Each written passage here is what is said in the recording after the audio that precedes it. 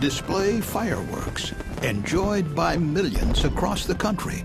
But fireworks are explosives that require great care in handling and storage, and particularly when attempting to dispose of them.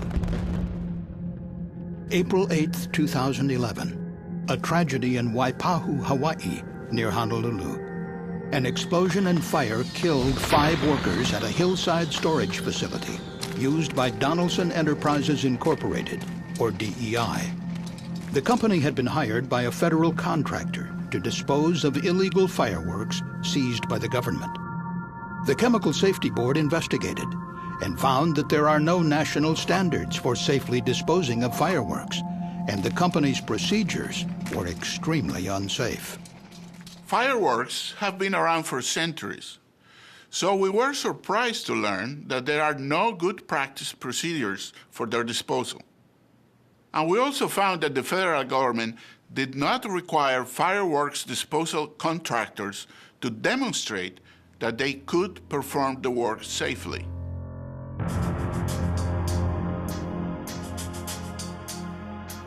When federal agencies seize illegal imports, they are typically turned over to a single large federal contractor for storage, sale, or disposal. That contractor is the VSE Corporation of Alexandria, Virginia. From 2007 to 2010, federal customs agents seized 3 imported fireworks shipments entering Honolulu from China. The fireworks had been labeled for consumer use, but actually were far more powerful professional display grade. The illegal fireworks were eventually turned over to VSE for disposal. VSE subcontracted the work to DEI, a small Hawaii-based company that specialized in the destruction of military explosives. VSE Procurement selected DEI for several reasons. DEI was a local company already storing the seized fireworks in the hillside facility, and its proposal was determined to be the best overall value for the government. VSE was unaware that despite DEI's military ordnance background, the company had no experience with fireworks disposal. With no good practice standards to follow, DEI improvised a disposal plan and submitted it to VSE, which approved it, deferring to DEI as the expert. DEI's plan was to soak the fireworks in diesel fuel up to 48 hours, desensitizing them so they could be burned without exploding. Work began in the summer of 2010 under a tent outside of the cave-like storage facility, or magazine, where DEI had been keeping the fireworks. After soaking the fireworks, DEI personnel transported them to a local shooting range to be burned. But there was a problem. Some fireworks were not just burning, but were exploding. The diesel fuel was not penetrating the aerial shells well enough. DEI then decided to disassemble these firework tubes by hand and cut 1-inch slits in the aerial shells so the diesel fuel would soak in better. But CSB investigators found that the company did not follow good process safety principles by analyzing the hazards of this new disposal method. Disassembling the fireworks was a major change to the disposal process.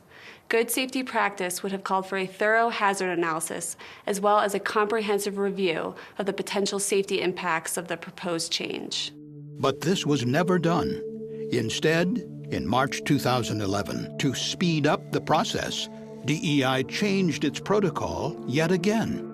Now, DEI workers began filling separate cardboard boxes with aerial shells and loose black powder, a highly explosive mixture of charcoal, sulfur, and potassium nitrate used to propel the fireworks into the air. Once again, DEI did not analyze the safety implications of the procedure change. This procedure dramatically increased the explosive hazards inside the magazine. Ali Reza is an explosives expert and worked with the CSB on the DEI investigation. As you're physically breaking up the fireworks and separating these charges, you're exposing yourself to the black powder. Once you have loose black powder in contact with materials that can create friction, an ignition is extremely likely.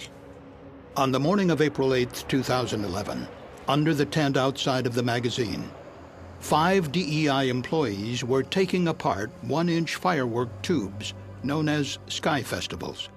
A 6th worker was cleaning up inside. Using metal tools, the DEI workers cut the firework tubes and separated out the aerial shells and the black powder. Around 8:30 a.m., as the workers continued to take the fireworks apart, it started raining. The 6 DEI employees began moving the boxes of black powder, aerial shells, and partially disassembled fireworks to just inside the magazine. One used a metal hand truck. In addition, the workers brought in folding metal chairs, a rolling office chair, and the metal tools. 5 employees remained inside the magazine as the supervisor stepped outside to make a phone call. Just before 9 a.m., there was a loud explosion. Fireworks began shooting out of the magazine entrance as the supervisor scrambled to escape. As the blaze spread, fireworks continued to ignite. The explosion and fire fatally injured the 5 Donaldson employees inside the magazine. One victim was in his 50s. The other 4 were young men in their 20s.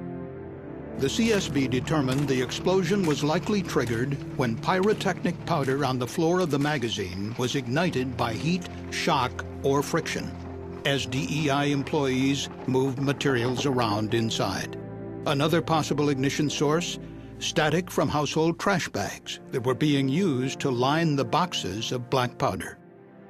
While the exact ignition source could not be determined, strong possibilities include friction from the office chair rolling over the loose explosive powder on the magazine floor, or a metal spark from the hand truck, which was blown over 100 feet from the magazine entrance when the explosion occurred. Once the powder ignited, fire likely spread to the boxes of disassembled firework components, setting off the mass explosion. The CSB found the root causes of the explosion went far beyond DEI's flawed procedures. For instance, we found there are no federal, state, or local codes, regulations, or standards that establish safety requirements or provide guidance on proper ways to dispose of fireworks. There is a significant backlog of seized fireworks that are being stored legally in magazines all across the country because there is no good mechanism to dispose of them. The OSHA Process Safety Management Standard covers the manufacturing of fireworks, but not their disposal. Instead, the disposal of confiscated fireworks is regulated by the EPA under the Federal Resource Conservation and Recovery Act, or RCRA. But RCRA regulations focus primarily on protecting the environment from hazardous waste, not on worker safety. In its final report, the CSB recommended that the EPA improve its regulations to require rigorous safety management practices for fireworks disposal. Some fire departments and police departments have developed procedures where they try to destroy illegal fireworks. And the problem that you run into is because there is no industry best practice or industry guideline, they use their judgment in developing procedures. And clearly what we saw in Hawaii is the judgment that was exercised was not good enough, and it caused 5 workers to lose their lives. Around the country, accidents continue to occur when fireworks disposal methods are improvised in the absence of regulations and good practice guidelines. For example, on the 4th of July in 2012, a volunteer was killed in an explosion when he and others were using an earthen pit to dispose of fireworks that had not functioned properly during a display in Lansing, Kansas. As a result of these incidents, the CSB recommended that the National Fire Protection Association develop specific guidance for the safe disposal of fireworks. The CSB said the guidance should, at a minimum, discourage the disassembly of fireworks as a method of disposal and minimize the accumulation of explosive materials. Safety guidelines and regulations are crucial for conducting hazardous activities such as fireworks disposal. But it is equally important that throughout the contracting process, government agencies and other organizations consider health and safety. Federal law enforcement agencies seize a wide range of items around the country. from cars to livestock to handbags and perfume, as well as hazardous materials such as fireworks and explosives. VSE Corporation, the government's prime contractor for disposal of these goods, lacked expertise in fireworks disposal and had awarded the subcontract to DEI without evaluating the company's qualifications or proposed methods. In addition, when DEI twice modified its disposal procedure, VSE did not object, believing DEI to be the expert. But the CSB found that the Federal Acquisition Regulation, which governs how federal contracts are awarded and managed, does not require safety to be considered when determining the qualifications of a potential contractor or subcontractor. And neither do supplemental contracting regulations from the Treasury Department, which awarded VSE the government's prime contract to handle seized property. Other federal agencies, such as the Department of Defense, have developed specialized safety requirements for contractors who work with ammunition and explosives. But in the case of VSE and DEI, this kind of strict contractor oversight was lacking. The board's final report recommended that the Federal Acquisition Regulation be amended to require reviews of company safety records and training, and the ability to safely handle hazardous materials prior to receiving federal contracts. And the board urged the Treasury Department to develop a new policy for selecting contractors and subcontractors that handle explosives, including fireworks, based on the Defense Department's more rigorous safety requirements. The key CSB findings: fireworks disposal accidents can be prevented through comprehensive safety requirements, adequate contractor selection and oversight, and new good practice guidelines, standards, and regulations. The explosion and fire that killed 5 Donaldson Enterprises employees was preventable.